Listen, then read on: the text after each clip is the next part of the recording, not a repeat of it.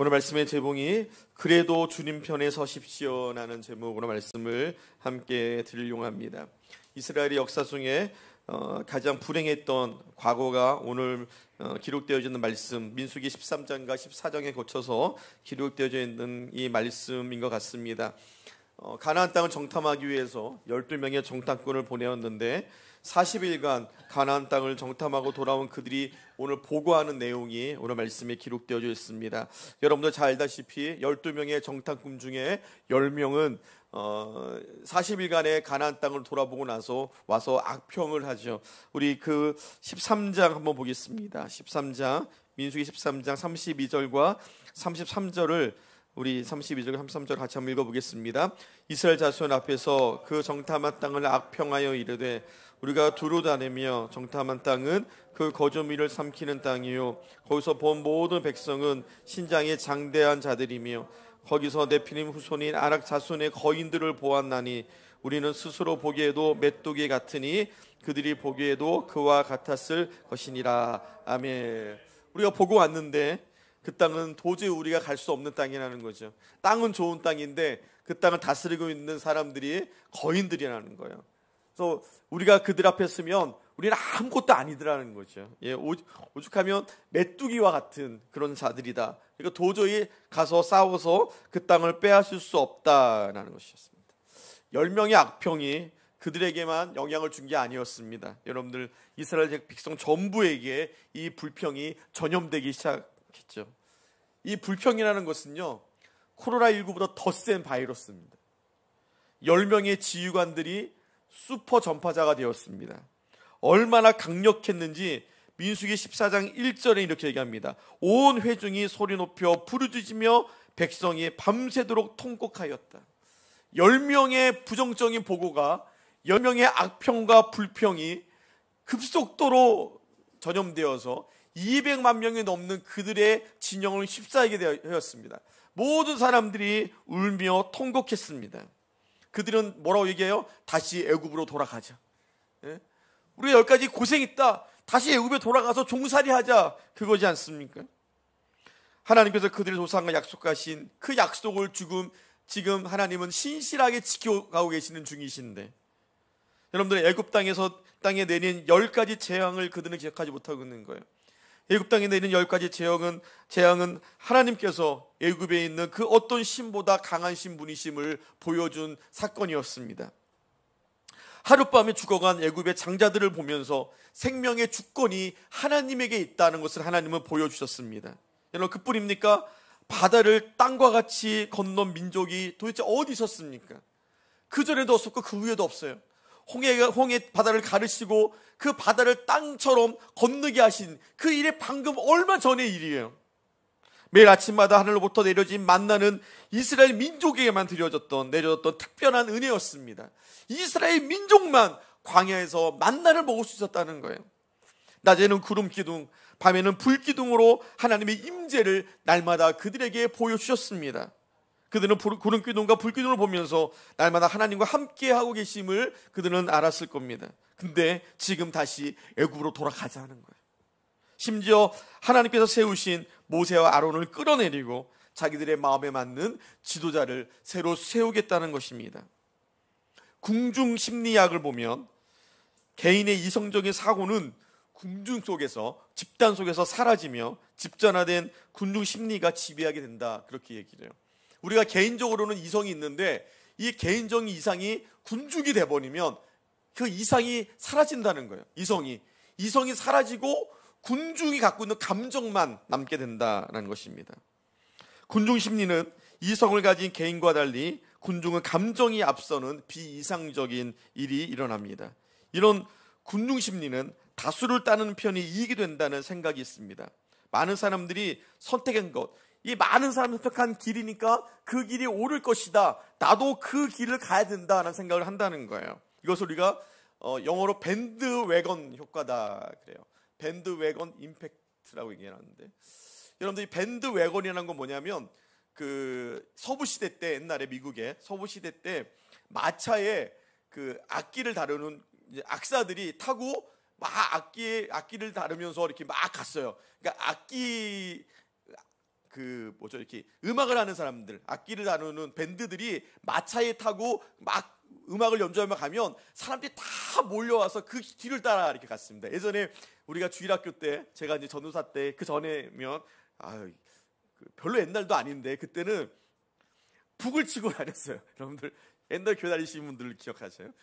우리 앞에서 부장 집사님이 북을 메고 북을 꽝꽝 치면 동네 아이들이 다 나와서 따라서 교회로 오는 거예요. 예? 지금 북 쳤다가는 고발당할 거야 아마. 예? 예전에 참 그랬는데 북만 쳐도 아이들이 막 몰려 나왔어요. 북 치면 교회 가자는 소리야. 북을 막 치면 아이들이 막 나오면 사탕도 주고 뭐도 주고 교회를 딱 데리고 나왔는데, 그런 효과를 궁중 효과라고 그러죠. 거기에 빠지면 왠지 안 될 것 같은 거예요. 이 밴드웨건 효과는 궁중의 심리는 다수에 속해 있어야 안전하다라는 심리를 기반합니다. 무리에게서 떨어지면 위험해질 가능성이 있기 때문에 합리적인 선택과는 거리가 멀어요. 이게 합리적인 걸 따라가는 것이 아니라 궁중이 원하는 걸 따라가는 것이죠. 그래서 잘못된 선택을 하게끔 하는 것이 이 군중 심리, 밴드웨건 효과입니다. 우리가 10여 년 전에 광우병 사태가 아주 대표적인 밴드웨건 효과죠. 이 일을 보면서 군중 심리가 얼마나 우리의 이성을 마비시킬 수 있는지를 우리는 경험했습니다. 잘못된 정보와 언론과 정치인들의 선동, 국민의 이성을 마비시켰습니다. 제가 그때 한참 데모할 때에 우리 아이들을, 어렸을 때죠, 집사람과 아이들 경북궁에 놀러 갔다가 그 시위대에 갇혀서 죽을 뻔한 적이 있어요. 나가지도 들어오지도 못하고. 그래서 제가 막 차 타고 도망쳐가지고 저 멀리 집에도 못 가고 저 멀리 서울시 한 바퀴를 돌아서 집에 온 적이 있습니다. 여러분들, 방송에는 소들이 막 픽픽 쓰러지는 모습들을 보여주기 시작했습니다. 이게 모두 광우병 때문이다, 그렇게 잘못된 정보를 준 거예요. 사람들에게 공포심을 심어줬습니다. 이제 미국에서 수입되는 소는 다크론 소가 수입될 것이다. 그래서 온 국민이 그 얘기를 듣고 이성이 마비됐죠. 모든 사람이 다 광화문으로 집합됐습니다. 몰려 나왔습니다. 정권을 타도했고 촛불을 들었습니다. 폭력 집회가 이어졌고, 근데 지금 10년이 지났는데요, 지금 누구든지 다 수입소로 먹고 있습니다. 한우는 비싸서 못 먹고 미국 소, 여러분들 호주 소 우리 열심히 먹고 있습니다. 누구도 광우병에 걸렸던 이야기를 들어본 적도 없습니다. 지금 와서 보니까 잘못된 것이다. 근데 누구도 사과하지 않죠, 그 일에 대해서. 왜? 자기들은 그 일을 가지고 목적을 이루면 되는 거예요. 예수님을 십자가에 못 박은 이들, 예수님 십자가에 못 박은 이들도 다 이 군중 심리였습니다. 한 사람이 들고 일어나니까 여러 사람이 그 의견에 동참하니까 모든 사람이 다 들고 일어나는 거예요. 방금 전만 해도 예수님에게 오병이어의 기적을 맛봤던 사람들이잖아요. 방금 전만 해도 예수님의 은혜를 입었던 사람들이잖아요. 근데 그 이성이 다 마비된 거예요. 주의 길을 걷는다는 것, 여러분들, 우리가 주님의 길을 걷는다는 것은 다수가 걷는 길이 아닙니다. 주님의 길은 소수, 남은 자만 걷는 길입니다. 종말에는 다수는 진리를 훼손하고 소수만이 끝까지 진리를 붙잡게 될 것입니다. 마태복음 7장 13절과 14절에 보니까 좁은 문으로 들어가라. 멸망으로 인도하는 문은 크고 그 길이 넓어 그리로 들어가는 자가 많고 생명으로 인도하는 문은 좁고 길이 협착하여 찾는 자가 적음이다 그랬습니다. 저와 여러분들이 지금 좁은 길을 걷고 있는 중인 줄 믿습니다. 다수가 하나님을 불신하는 시대를 살아가고 있습니다. 지금 광야에 나온 이스라엘 민족과 그 민족들의 섞여 있는 잡족들, 그들이 다 합쳐서 200만이 넘었거든요. 남자와 여자 다 합쳐서 200만이 넘는 사람들이 절망하고 있습니다. 처음에는 10명 있는데 그 10명이 100명이 되더니 100명이 1000명이 되더니 1000명이 10,000명이 되고 이제 모든 200만 명이 넘는 이스라엘 민족들이 울고불고 난리 나는 거예요. 절망과 울음소리가 이스라엘의 온 진영을 덮어버렸습니다. 그 가운데서 두 사람이 분연히 일어나는 거예요. 유다 지파의 지휘관이었던 여분의 아들 갈렙과 에브라임 지파의 지휘관이었던 눈의 아들 여호수아, 그 두 사람만이 일어나서 오늘 우리가 읽은 이 말씀을 외치고 있는 거예요. 여호와를 거역하지 말라. 그 땅의 백성들을 두려워하지 말라. 그들은 우리의 먹이라. 그들의 보호자는 그들에서 떠났고 여호와는 우리와 함께하느니라. 그들을 두려워하지 말라. 두 사람이 지금 일어나서 199만 9,998명과 대적하고 있는 거, 싸우고 있는 거예요. 여러분, 누가 이겼습니까? 당연히 다수가 이기죠. 심지어 이렇게 외치는 하나님 편에 서 있는 갈렙과 여호수아에게 그들은 돌을 들어서 그들을 치료합니다. 온 회중이 그들을 돌로 치료하는데, 여러분 잘 생각하십시오. 잘 판단하십시오. 다수의 생각과 다수의 행동이 옳은 것입니까? 우리의 옳고 그름의 가치가 어디 있습니까? 여러분들이 무슨 일을 판단할 때 그 판단의 옳고 그름의 가치가 어디 있습니까? 많은 사람들이 그 길로 가니까 그 길로 가는 게 옳은 거예요? 여론이 그러니까, 언론이 그렇게 얘기하니까 그게 옳은 것입니까? 우리의 옳고 그름의 판단은 다수의 사람들이 선택하는 그 옳고 그름의 판단이 아닙니다, 여러분들. 우리의 옳고 그름의 판단은 하나님이 어떻게 생각하시는가, 어떤 것이 하나님의 편인가. 지금 단 두 사람, 물론 모세와 아론도 있었겠지만 지금 성경에서 보여주는 단 두 사람, 여호수아와 갈렙만이 하나님의 편에 서 있는 것입니다. 199만 9,990명이 넘는 사람들은 다 하나님의 편이 아니었어요. 그러나 그들은 다수였습니다. 하나님께서는 항상 저와 여러분들의 편인 줄 믿습니다. 그러면 여러분들, 우리는 지금 누구의 편입니까? 이스라엘 12지파를 살펴보면 그 지파마다 특징이 있죠. 그 특징을 잘 보여주는 장면이 야곱의 유언이었어요. 야곱이 마지막에 유언을 할 때 12 아들에게 유언을 하는데요, 그 아들에게 했던 축복들을 보면 그 가정, 그 사람마다, 아들마다, 그 지파마다 받아야 될 복과 저주가 그 안에 기록되어 있습니다. 근데 참 아버지인데도 두 지파, 두 아들을 저주를 해요. 참 불행한 일이죠. 아버지에게 저주를 받은 두 지파가 있는데 그 지파가 누구냐면 시므온이라는 시므온 아들과 레위 두 아들이 저주를 받습니다. 창세기 49장 5절부터 7절 말씀에 이 두 아들에 대한 유언이 기록되어 있습니다. 제가 읽어드리겠습니다. 시므온과 레위는 형제요, 이 둘은 형제거든요. 레아의 자식입니다. 시므온과 레위는 형제요, 그들의 가는 폭력의 도구로다.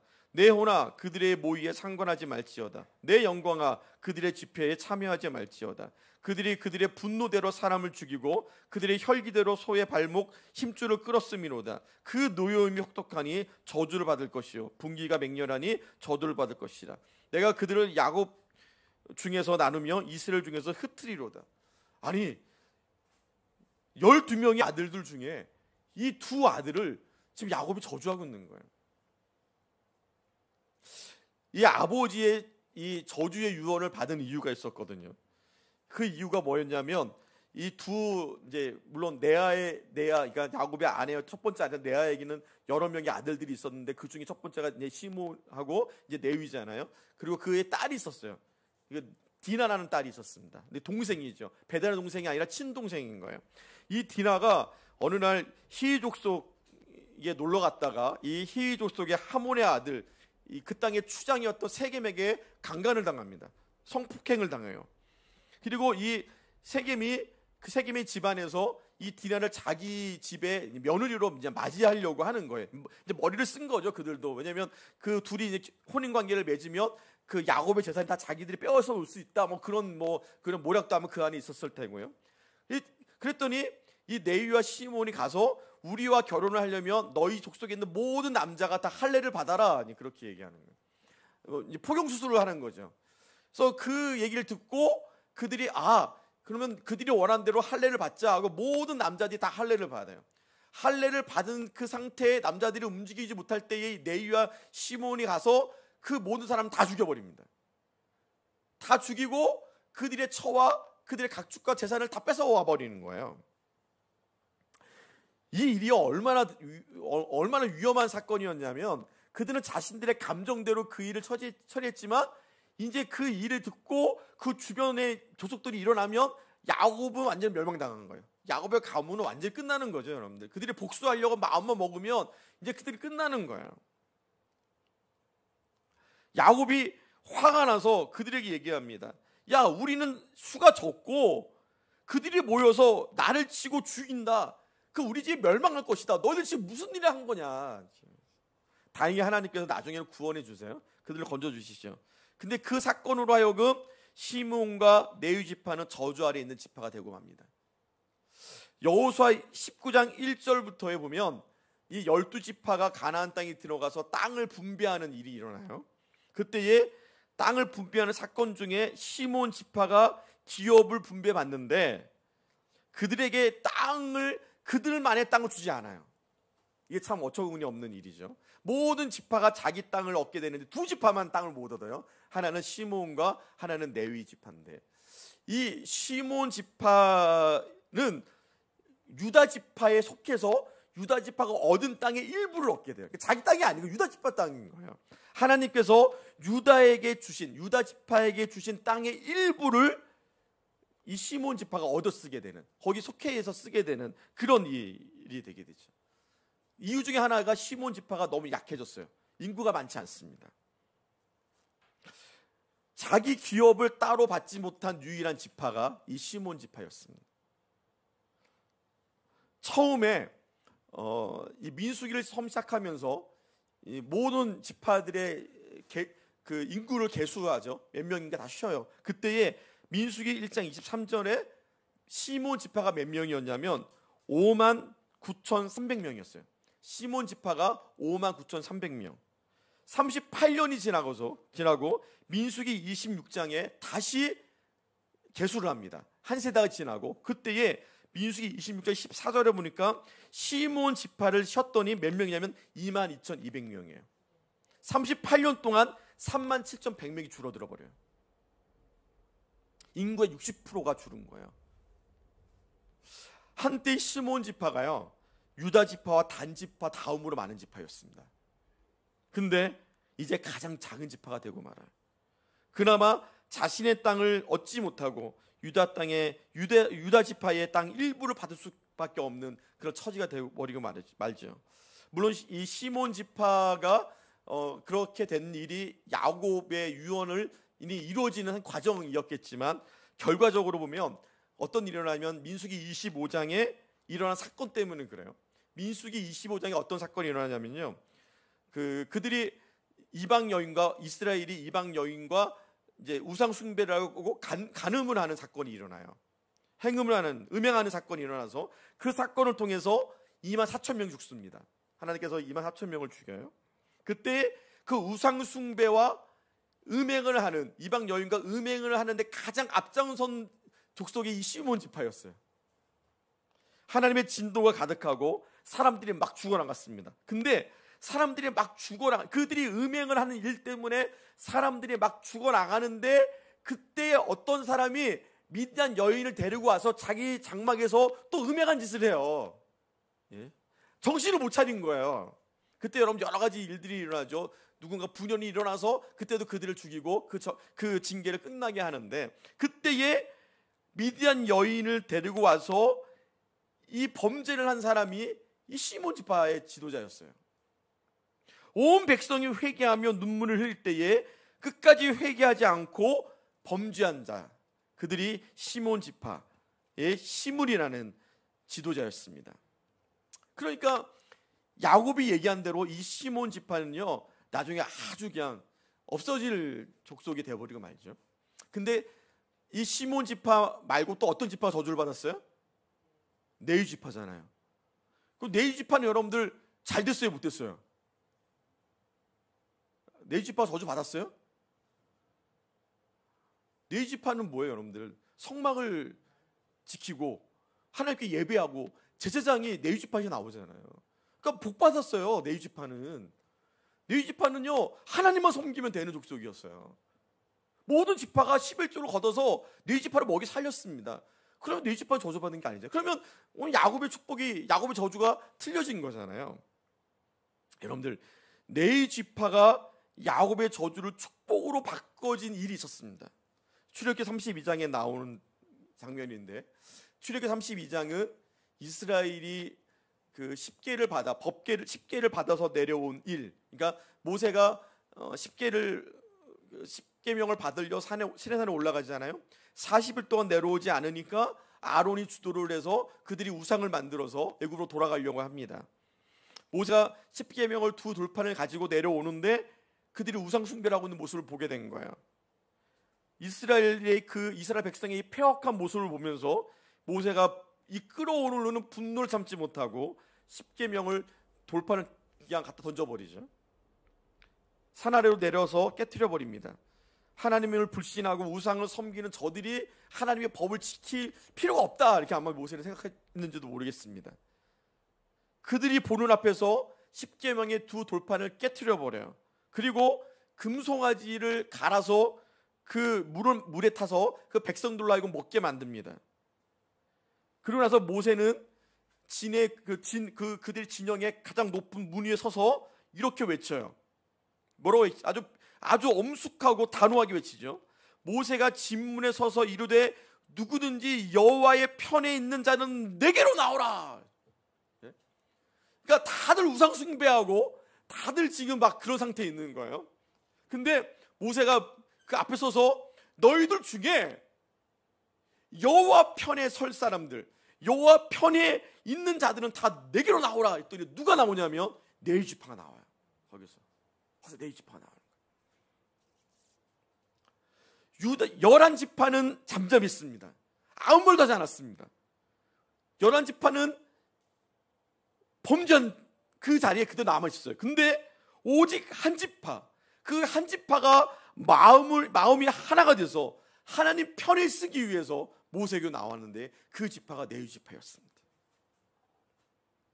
모세는 레위 지파에게 이렇게 얘기합니다. 너희는 각각 허리에 칼을 차고 진 이문에서 저문까지 왕래하여 각 사람이 그 형제를, 각 사람이 그 친구를, 각 사람이 그 이웃을 도륙해라, 죽여라. 이 명령이 내려지자 레위 지파 사람들은 칼을 차고 가서 모세의 명령에 순종해서 칼로 하나님의 명령을 어긴 자신들의 민족, 자신들의 형제를 죽입니다. 3,000명을 죽입니다. 아주 끔찍한 일이죠, 여러분들.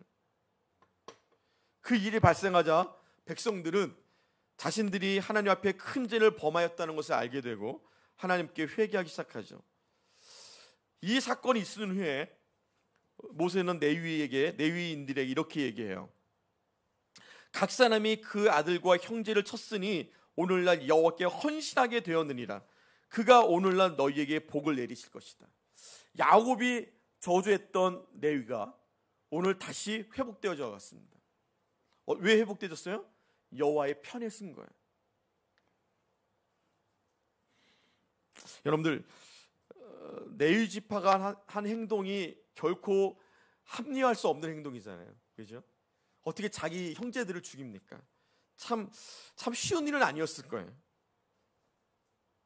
이스라엘 백성들이 자기 형제고 가족이었는데 칼을 들고 가서 자기들의 이웃과 형제와 친척을 죽인다는 것, 도저히 이게 인간적인 생각으로는 이게 가능한 일입니까, 여러분들? 할 수 없는 일이죠. 근데 레위 지파는요, 이 인간의 정을 버린 거예요. 인간의 정을 버리고 오직 하나님 편에 서기를 그들은 힘쓴 것입니다. 여러분 생각하기에 야, 이거 레위 지파이 잘못된 거 아니야? 아니에요, 여러분들, 아니에요. 인간의 정보다, 우리 우정보다, 가족 간의 사랑보다 더 귀한 것은요, 하나님 편에 쓰는 거예요, 여러분들. 이게 굉장히 어려운 일이지만 우리 이렇게 살아야 됩니다. 오직 사람의 얼굴을 보고 사람의 편에 쓴 것이 아니라 내가 정말 어떻게 내 가족을, 내 친구를, 내 진짜 어떻게 죽일 수 있어? 그 우리들의 마음이잖아요. 근데 하나님은요, 지금 그들에게 단호하게 보이시는 거예요. 너희가 누구 편에 있느냐? 레위 족속이 하나님 앞에 복을 받은 것은 하나님 편에 섰기 때문에 그렇습니다. 오죽하면 신명기 33장 9절에 이렇게 얘기해요. 그는 그 부모에게 대하여 이르기를 내가 그들을 보지 못하였다 하며 그 형제들을 인정하지 아니하며 그 자녀를 알지 아니한 것은 주의 말씀을 준행하고 주의 언약을 지킴이로다. 이 말씀이 무슨 말이에요? 레위인들은 오직 하나님의 말씀에만 순종했다. 하나님 편에 서기 위해서 때로는 형제를 형제로 보지 아니하였고 자녀를 자녀로 받아들이지 아니하였고 심지어 부모를 부모로 보지 아니하는 일이 있었다는 거예요. 왜요? 하나님 편에 서기 위해서. 레위인들의 사명은 오직 하나님만을 바라보는 사명자들이었습니다. 그는 부모나 형제나 친척이나 심지어 자녀들보다도 하나님을 우선해 둔 사람들이었습니다. 그래서 하나님이 그들의 그 헌신을 보고 레위를, 레위 지파, 하나님을 섬기는 자들로 하나님이 삼으셨습니다. 저주받은 자리였는데, 저주받은 족속이었는데 하나님이 이들의 이 헌신을 바라보면서 이제는 하나님만을 찬양하는 내 족속이 되게 하셨습니다. 믿는 사람들은 지금 내가 하나님 편에 있는지를 생각하고 판단해야 될 때입니다. 여호수아가 가나안의 정복을 마치고 마지막으로 이렇게 외쳐요. 그러므로 이제는 여호와를 경외하며 온전함과 진실함으로 그를 섬기라.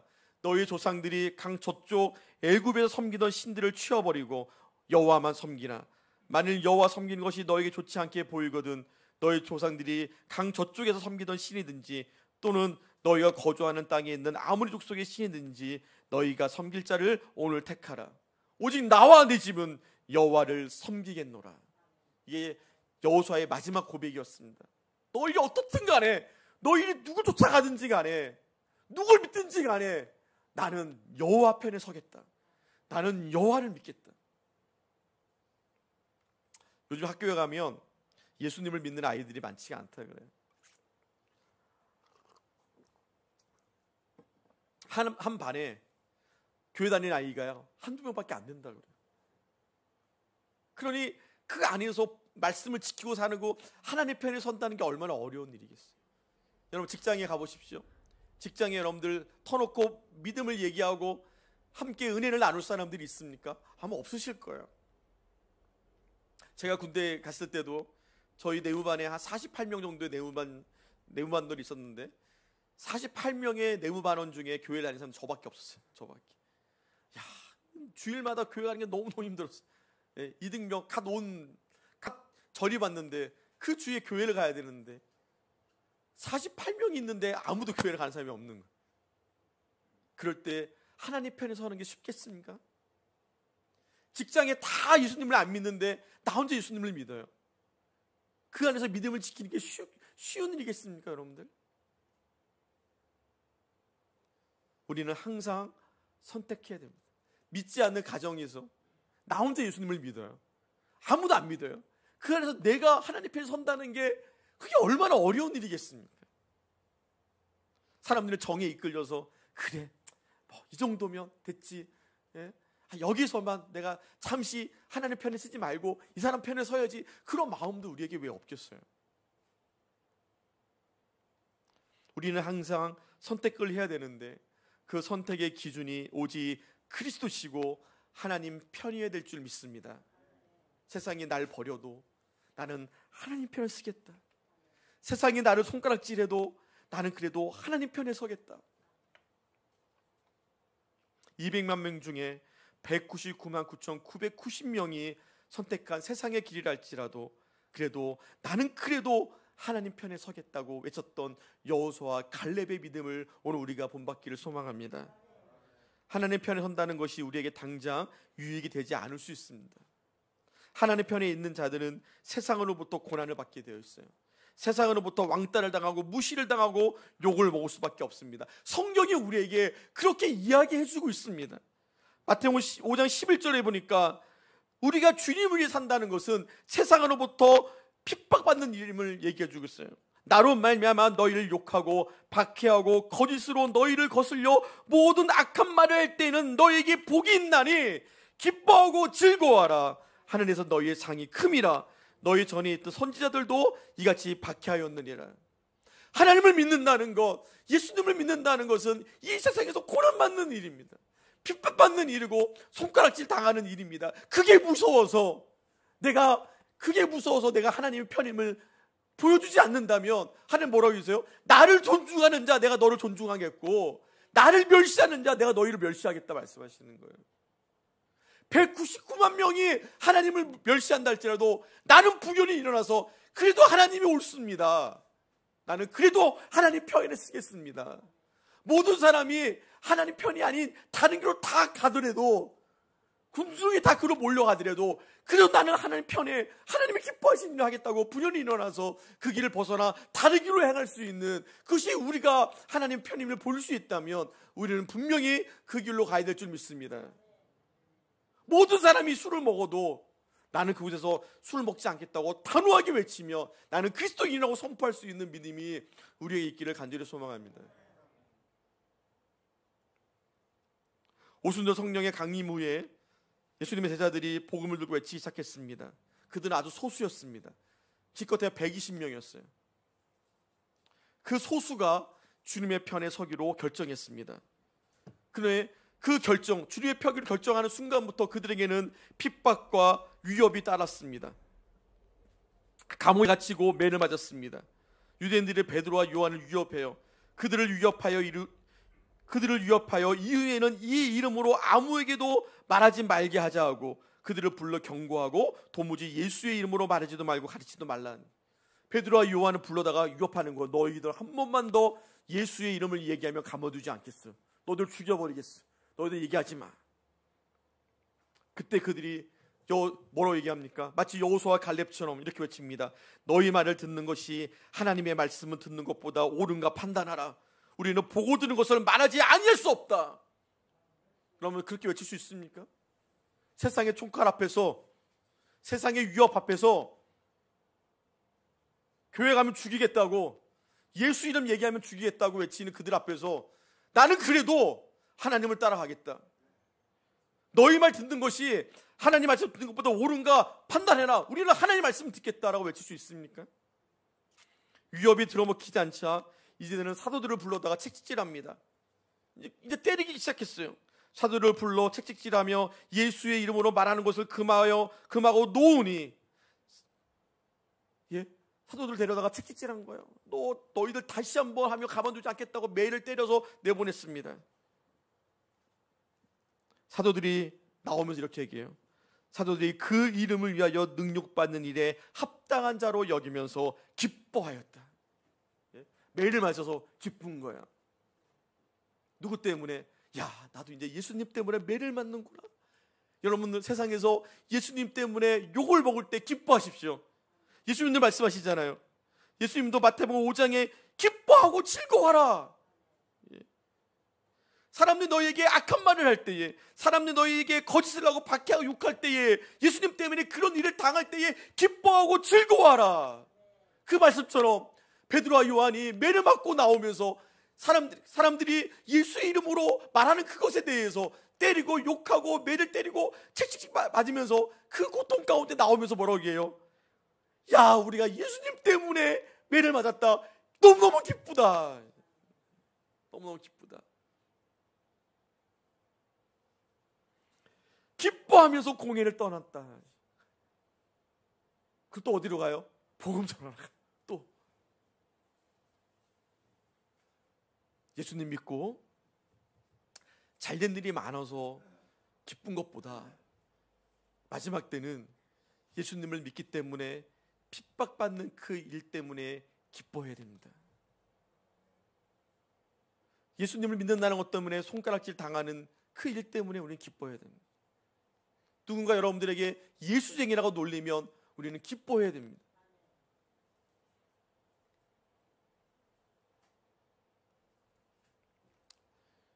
코로나19 때문에 교회가 문을 닫고 많은 공무원들과 그런 분들이 교회를 못 가게 정부에서 막았잖아요.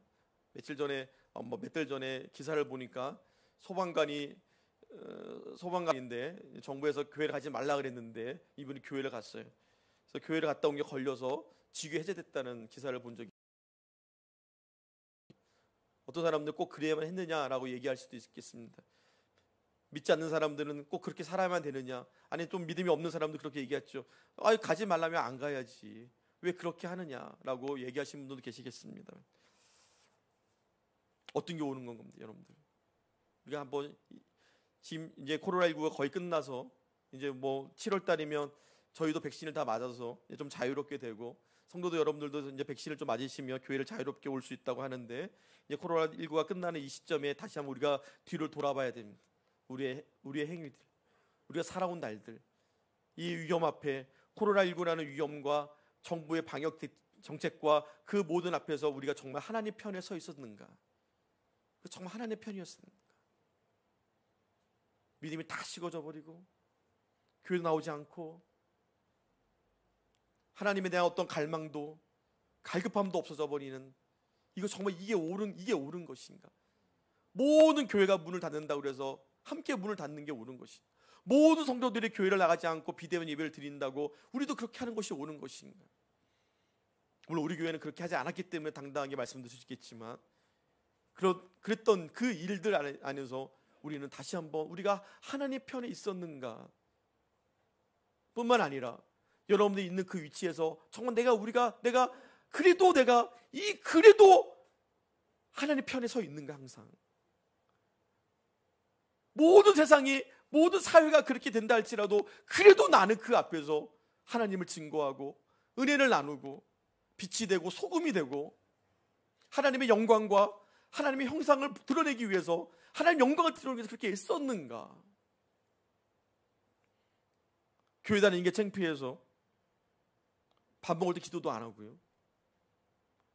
교회 다니는 게 창피해서 예수님 믿는다는 말조차도 하지 못하는 사람들이 너무너무 많습니다. 여러분들이 세상 앞에서 주님을 부끄러워하면 주님도 마지막 때 여러분들 부끄러워할 거예요. 자식이 부모를 부끄러워하면 그 부모의 마음이 어떻겠어요? 예전에 제가 미국에 있을 때 한국 아빠들은 영어를 잘 못하니까 아이들 데리러 가면 그 부모를 부끄러워해요. 예, 우리 교회 전도사님이 한 분이 그러셨다 그래요. 예, 아이들 데리러 갔는데 1학년 때 아이들 데리러 갔는데 엄마가 되지도 않는 영어를 가지고 친구들이 얘기를 했더니 그 아이가 엄마를 모르는 척하고 가더래요. 창피하다고. 엄마 영어도 못하는데 왜 영어 안 창피하다. 우리 아이들 좀 그랬어. 우리 아이들도 내가 학교 가서 영어로 애들 얘기하면 그냥 가. 말하지 마. 되도 않는 영어로 몇 마디 했다고, 예? 무시당하고, 내가 뭐 영어 좀 하면은 뒤에서 우리 아들 막 웃고, 막 와가지고 그냥 나쁜 놈 새끼. 예? 그때 막 격려해줬어야지 내가 영어 잘할 텐데, 그때 그러면 내가 영어를 그냥 안 하려고 그냥 하여튼가. 예, 그래서 그 전도사님이 집에 와서 너무 기가 막혀서 아들에게 아들 가방에 짐을 다 써가지고 나가라 그랬대요. 넌 나가. 넌 내 아들 아니야. 엄마를 부끄러워하는 아들은 내 아들 아니야. 나가. 내쫓았다는 얘기가 있는데, 여러분들, 우리에게 생명까지도 주신 하나님, 그 하나님 부끄럽습니까? 그 사람들 앞에서 내가 하나님을 믿고 있다는 사실이 부끄럽습니까? 내가 코로나19 속에서도 그래도 내가 하나님을 의지하고 예배하고 있다는 사실이 부끄럽고 창피하십니까? 지금 우리가 분연히 일어나야 돼요. 지금 우리가 그래도 나는 하나님 편에 서 있다, 그래도 나는 주님 편에 서 있다고 사람들 앞에 보일 때가 지금이에요. 믿음은 이럴 때 빛을 발하는 것입니다. 모든 사람이 다 평안할 때는 다 믿음 있는 것 같아요. 그러나 믿음은 이럴 때 보이는 거예요. 하나님 편에 서 있는 것은 외로움입니다. 갈렙과 여호수아가 그랬고 내 족속이 그랬고 사도들이 그랬습니다. 그래도 우리는 하나님 편에 서야 할 줄 믿습니다. 그것이 우리가 이 땅에서 주의 영광을 위하여 사는 것입니다. 이 땅에 우리는 주의 영광을 드러내도록 살아야 되는데, 그 일이 어떤 일입니까? 내가 하나님 편에 서서 일하는 거예요. 사랑하는 성도 여러분, 마지막 때가 가까워오고 있습니다. 군중은 주를 배신합니다. 군중은 대충 믿자고 얘기합니다. 군중은 주를 믿는 것이 틀리다고 얘기합니다. 이럴 때라도 그래도 우리는, 나는 그래도 하나님 편에 있다, 나는 그래도 말씀이 옳고 성경이 옳고 하나님이 옳다고 외칠 수 있는 저와 여러분들의 삶이 되기를 간절히 축복합니다.